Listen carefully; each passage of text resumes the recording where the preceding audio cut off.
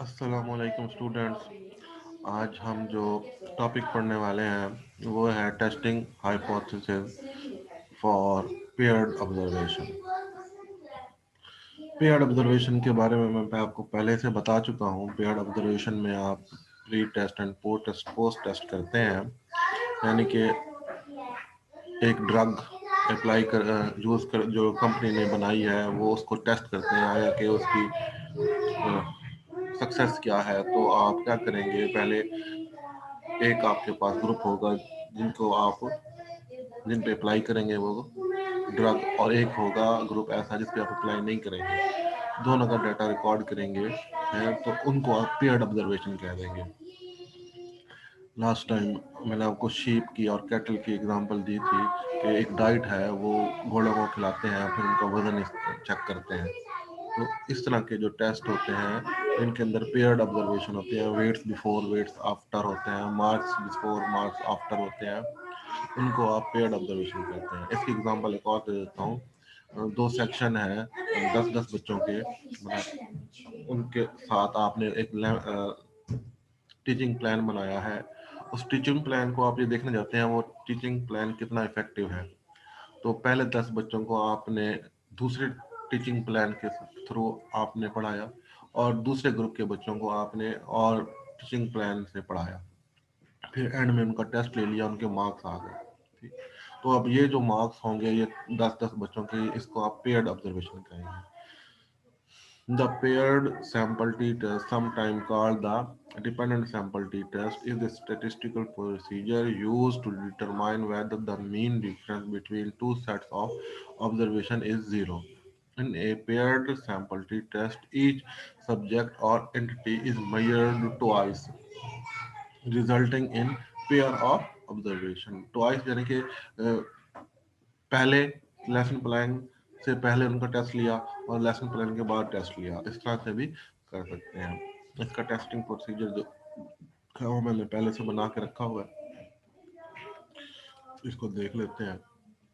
सबसे पहले आपने अपना नल एंड अल्टरनेटिव हाइपोथेसिस जो है वो डिस्कस करना होगा। नल हाइपोथेसिस क्या है कि मीन डिफरेंस जो है म्यू डी, यहाँ पे मीन डिफरेंस को जाहिर कर रहा है पॉपुलेशन का, वो इक्वल टू जीरो है। ये आपका नल हाइपोथेसिस है। और इसके तीन केसेस हैं अल्टरनेटिव हाइपोथेसिस के। ये वन टेल, पहले दो वन टेल टेस्ट है और ये टू टेल टेस्ट है। वन टेल टेस्ट और टू टेल टेस्ट के बारे में मुझे मजीद एक्सप्लेनेशन की ज़रूरत नहीं है। अगर आप वन टेल और टू टेल टेस्ट के बारे में मजीद जानना चाहते हैं तो हमारे इस सेक्शन की प्रीवियस वीडियोस जो है सेकंड ईयर के हवाले से आप देख सकते हैं। लेवल ऑफ सिग्निफिकेंस, जो कि आप मार्जिन ऑफ एरर भी जिसको बोलते हैं, वो या तो आप 5% लेंगे या फिर आप 1% लेंगे। इस लेवल ऑफ सिग्निफिकेंस को आप टाइप 1 एरर भी कह सकते हैं। टाइप 1 एरर क्या होता है, एक करेक्ट नल हाइपोथेसिस को अगर आप रिजेक्ट कर दें तो वो टाइप 1 एरर होता है, और अल्फा जो है वो टाइप 1 एरर की प्रोबेबिलिटी को जाहिर करता है। टेस्ट स्टैटिस्टिक्स जो है वो आप इस सिचुएशन में टी इस्तेमाल करेंगे, क्योंकि ये ऑलवेज जो पेयर्ड ऑब्जर्वेशन होती हैं वो स्मॉल सैंपल्स के लिए होती है। लार्ज सैंपल्स में पेयर्ड ऑब्जर्वेशन होती ही नहीं है।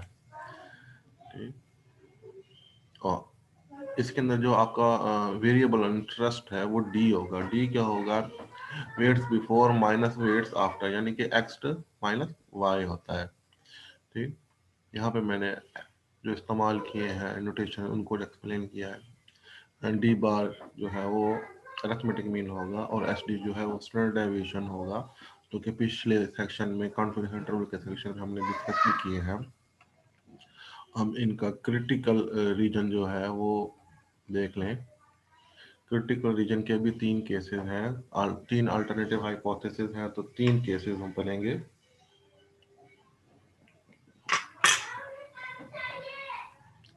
अब इसके अंदर अगर आप देख लें कि सैंपल्स तो हमारे पास दो हैं, लेकिन डिग्री ऑफ फ्रीडम हमारे पास n-1 है, क्योंकि ये पेयर्ड ऑब्जर्वेशन है तो n1 और n2 नहीं, सिर्फ ओनली n होगा। यानी कि एक वैल्यू एक पेयर को जाहिर कर रही है। ठीक?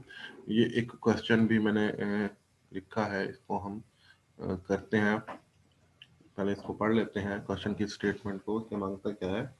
कहता है certain stimulus is to be tested for its effort on blood pressure.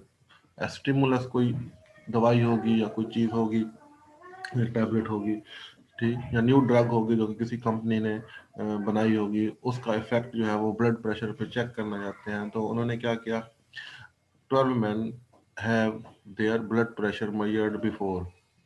12 बंदों का उन्होंने ब्लड प्रेशर जो है वो पहले मेजर कर लिया ड्रग देने से पहले।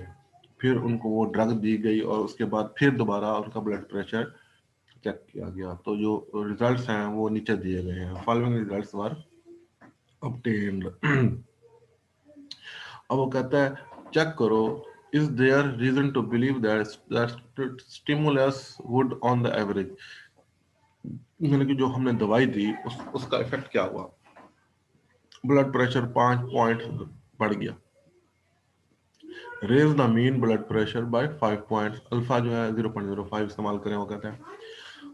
दूसरा कहता है there is no raise in the mean blood pressure, यानी कि mu D is equal to 0 है। पहले सिचुएशन में mu D is equal to 5 है, दूसरी सिचुएशन में mu D is equal to 0 है। तो हम इसको सॉल्व करने के लिए अपना टेस्टिंग प्रोसीजर ऊपर से कॉपी कर लेते हैं।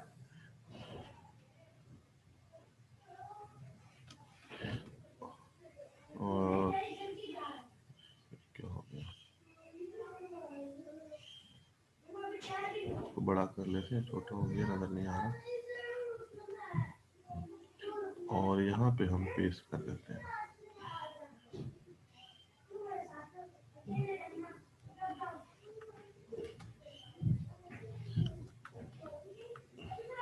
सॉल्यूशन, और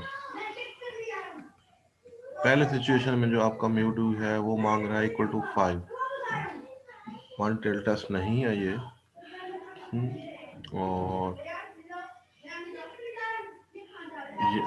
और ये वाला इक्वल टू 5, यानी कि आपका अल्टरनेटिव हाइपोथेसिस 3 जो है वो एक्टिवेट होगा यहाँ पे टू टेल टेस्ट के लिए।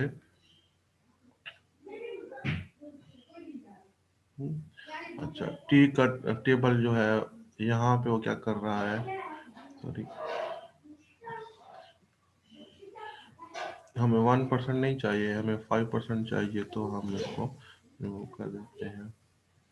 अच्छा, तो अब हमने हमें यहाँ पे उसने एक्स बार डी बार भी नहीं दिया हुआ और स्टैंडर्ड डेविएशन भी नहीं दिया हुआ। तो अब हम इसका डी बार और स्टैंडर्ड डेविएशन भी मालूम करेंगे।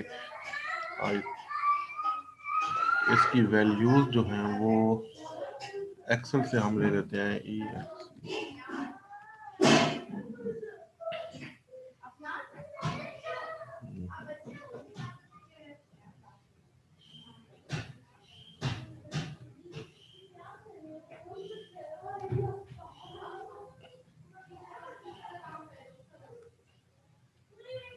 ये वैल्यू जो है अब ये हमने टाइप करनी है वहाँ पे 120 124, इसको हम किसी छोटा कर लेते हैं और यहाँ पे, ताकि हमें टाइप करने मुश्किल ना हो, इसको भी हम छोटा कर लेते हैं।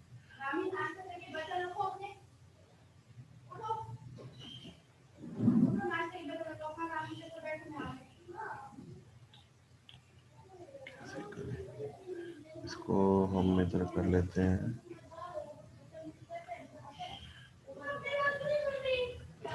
120 124 और 130 एंड 118 140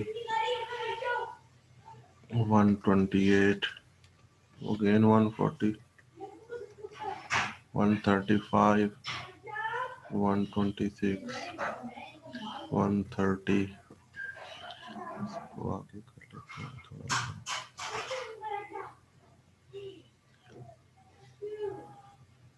130 126 127 126 एंड 127 ये वैल्यूज थे।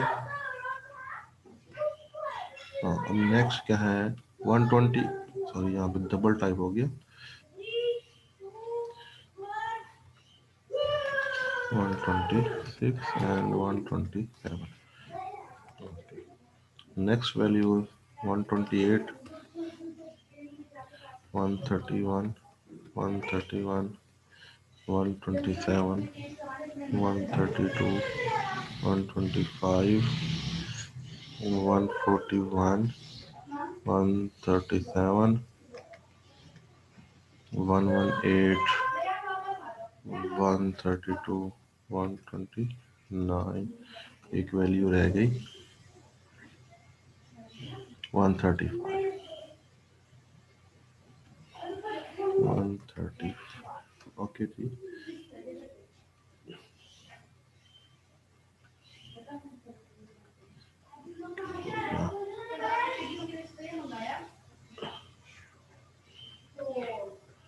तो अब इसको हम x कह देते हैं बिफोर वेट्स और आफ्टर वेट्स को y कह देते हैं।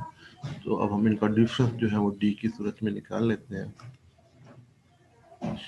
Minus y। डिफरेंस डी जनाब ये इसका ये आ गया, और इसका डिफरेंस का सम जो है वो भी आप यहाँ से निकाल सकते हैं। और इसका हमने स्टैंडर्ड डेविएशन भी निकालना है, तो d2 भी निकालेंगे।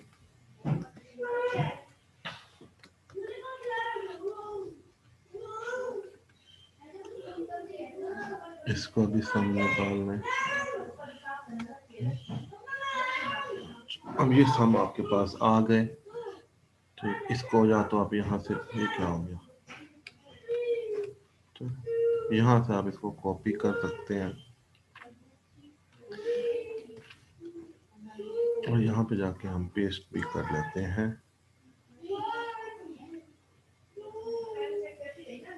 तो ये हम सॉल्यूशन से पहले करेंगे।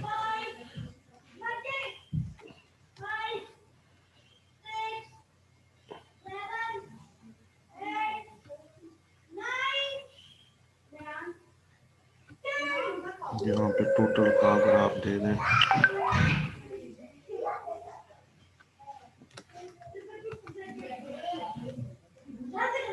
और ये जो स्टैंडर्ड डेविएशन और के फार्मूले हैं इनको अगर हम इस्तेमाल करते हुए ऊपर ले जाएं, और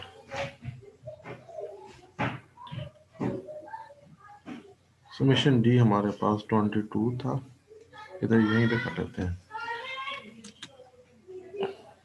12 और माइनस का 22 इक्वल टू, कैलकुलेटर मेरे पास में मौजूद है, 22 डिवाइड बाय 12, 1.83 माइनस का, ओके। एंड और इसी तरह से स्टैंडर्ड डेविएशन अगर आप निकालना चाहें, SQRT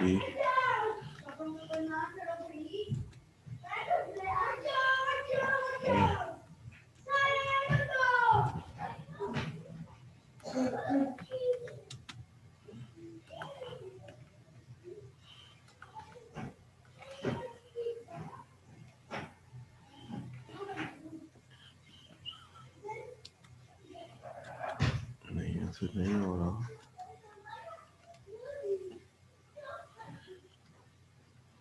सॉरी, ये जरा मुझे लिखने में जरा प्रॉब्लम हो रही है।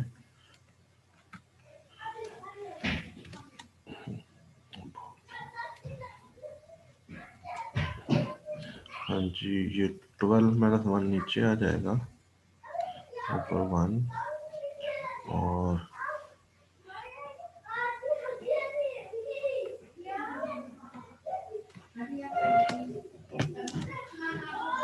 समेशन डी क्या निकला था हमारा, समेशन डी फिर हमारा 444 था। तो यहाँ पे हम लिख देते हैं 414 था, अच्छा, माइनस 12 ऊपर माइनस 22 का स्क्वायर,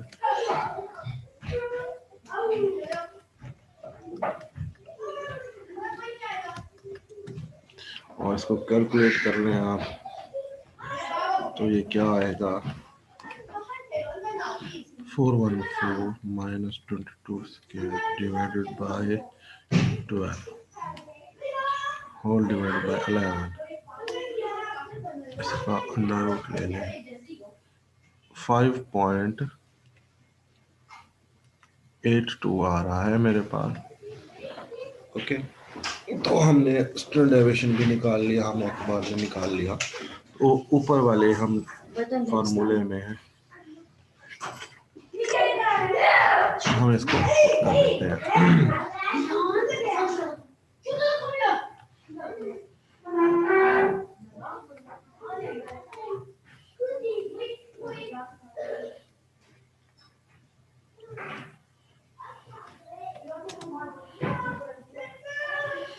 एक्स बार जो हमने हम निकाला है वो निकाला है -1.83 और जो हमें वैल्यू दी है वो 5 दी हुई है। अच्छा, तो यहाँ पे क्या करेंगे हम n अंडर रूट SQRT 12 आ जाएगा और ऊपर आ जाएगा 5.82। इसको अगर हम सॉल्व करें तो आंसर क्या आता है -1.83 -5 ऊपर आ जाएगा आपका 6.83 माइनस के साथ 6.83। अगर बैकग्राउंड में आवाज़ें आ रही हो तो मैं आपसे माजरत चाहता हूँ। ऑनलाइन क्लासेस में इस तरह की बातें होते रहते हैं क्योंकि हम कॉलेज में तो नहीं बैठे, घर में बैठ के ले रहे हैं लेक्चर, तो माजरत। नीचे वाली वैल्यू आ गई हमारे पास 1.68।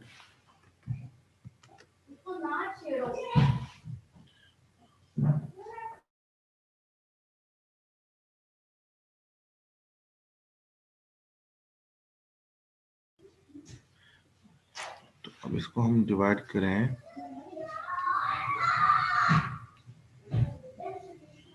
4.0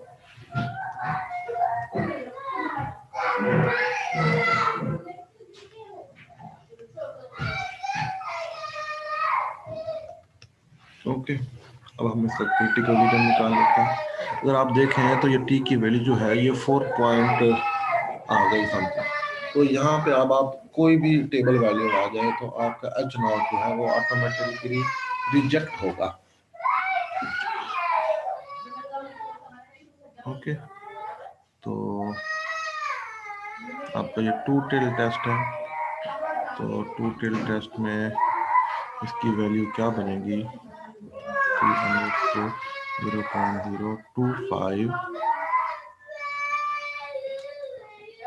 into 12 minus 1, sorry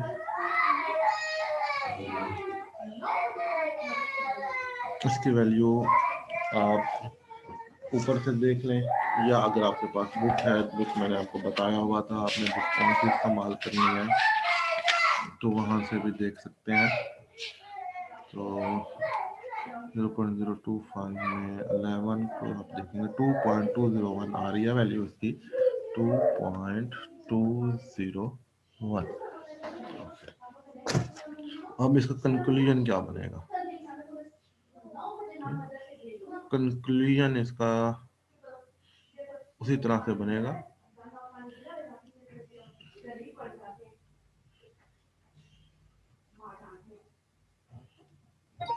We see that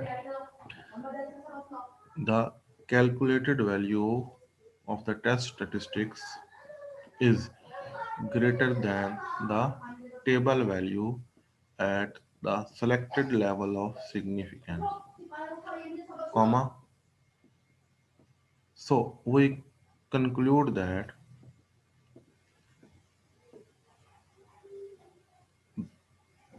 the mean or the difference between means is not equal to 5. Okay जी, हम इसको जरा ठीक कर लेते हैं और उसने खुद टाइप किया है। conclude that the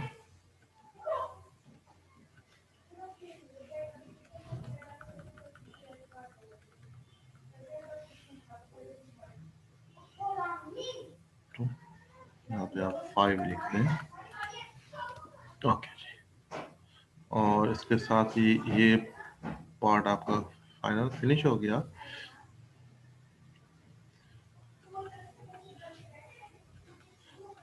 अब इसका दूसरा पार्ट अगर हम करें तो दूसरे पार्ट को आप कैसे करेंगे? पहले में तो आपने इक्वल टू 5 रखा, दूसरे में आप इसको क्या करेंगे, इक्वल टू 0 कर देंगे। सेम प्रोसीजर होगा। इसको मैं यहाँ से कॉपी कर लेता हूँ और अगेन नीचे पेस्ट कर देता हूँ। हमें ज़्यादा कैलकुलेशन करने की ज़रूरत नहीं पड़ेगी, कैलकुलेशन हमने ऑलरेडी की हुई है। जस्ट यहाँ पे आप 0 कर देंगे।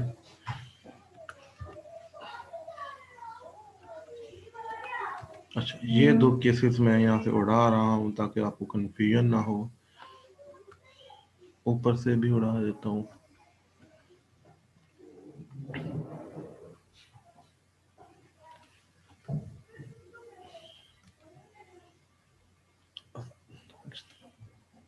तमाम बच्चे अपनी हाजिरी दे दें।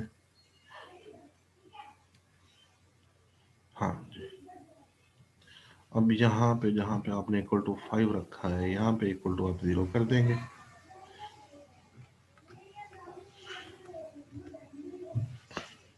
तो यहाँ पे जो वैल्यू आ जाएगी आपके पास 1 आ जाएगी। अगर अब हम इसको देखें तो ये वैल्यू क्या आएगी, 1.83 डिवाइडेड बाय 1.68। ये आपके पास अब वैल्यू कम हो रही है, 1.089। लेकिन क्रिटिकल रीजन जो है वो हमारा वही रहेगा, क्योंकि हमने ये यहाँ से भी, ये भी मैं आपको यहाँ पे केस 1 केस 2 आ देता हूँ। अब आप अगर देखें तो आपकी कैलकुलेटेड टेबल वैल्यू जो है वो कैलकुलेटर वैल्यू टेबल वैल्यू से कम है। तो जस्ट आप क्या करेंगे, we see that the calculator value test is less than, यहाँ पे आप करेंगे आप less than the table value at the left. So we conclude that the difference between mean is equal to 0 करेंगे हम। और यहाँ से नॉट कोड आ देंगे। ओके, यहाँ से मैं इसको सेव कर लेता हूँ। और ये आपके दोनों हो गए। जब आपका डिफरेंस इक्वल टू 0 नहीं होगा और जब आपका डिफरेंस इक्वल टू 0 होगा, मुख्तलिफ किस्म के क्वेश्चन आ सकते हैं। अच्छा, नीचे वाला क्वेश्चन भी एक दिया हुआ है, इसको भी पढ़ लेते हैं, करेंगे आप ये खुद। क्वेश्चन का नंबर भी दिया हुआ है, ऊपर वाली जो थी वो एग्जाम्पल थी, नीचे वाला ये क्वेश्चन है।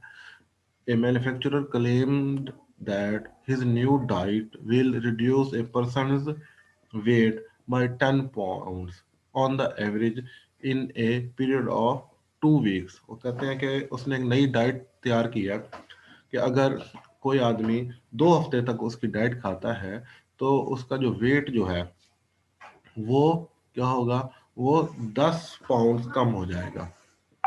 पाउंड और किलोग्राम में काफी फर्क होता है। The weight of 7 persons who used this diet were recorded before and after। ठीक, तो डाइट खाने से पहले उनका वेट लिया गया, फिर उसने 2 हफ्ते डाइट खाई, 2 हफ्ते के बाद फिर उनका वेट किया गया।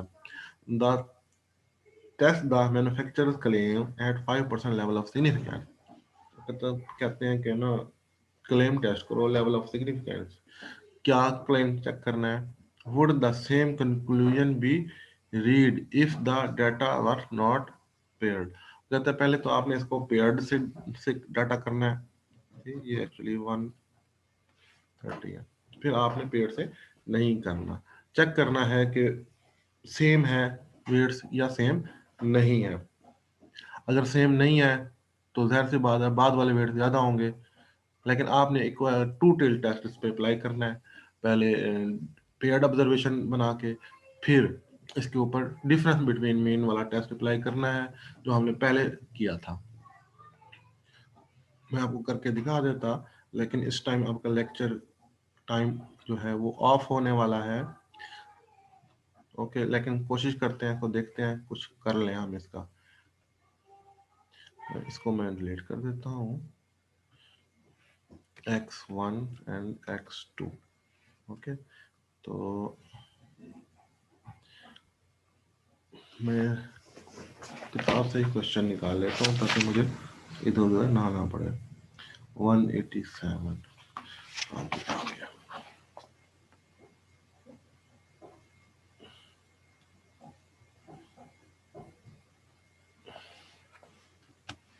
पहली वैल्यू है 129,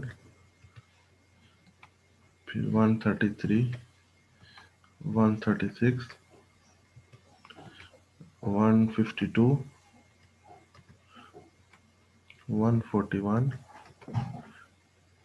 138, 125, similarly 130।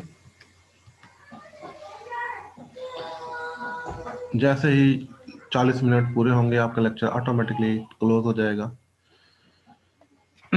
तो अगर आपको ये वीडियो अच्छी लगी तो लाइक करें और सब्सक्राइब करें, और बाकी बाकी दोस्तों को भी बताएं इसके बारे में ताकि वो भी अपने लेक्चर ले सकें। 137 and 129, 132, 120। अब इसका डी निकाल लें आप।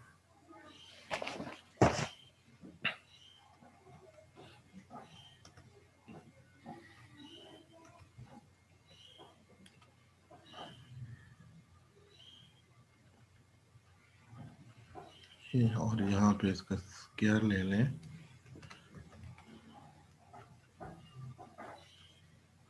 और यहाँ पे इन दोनों के सम ले लें।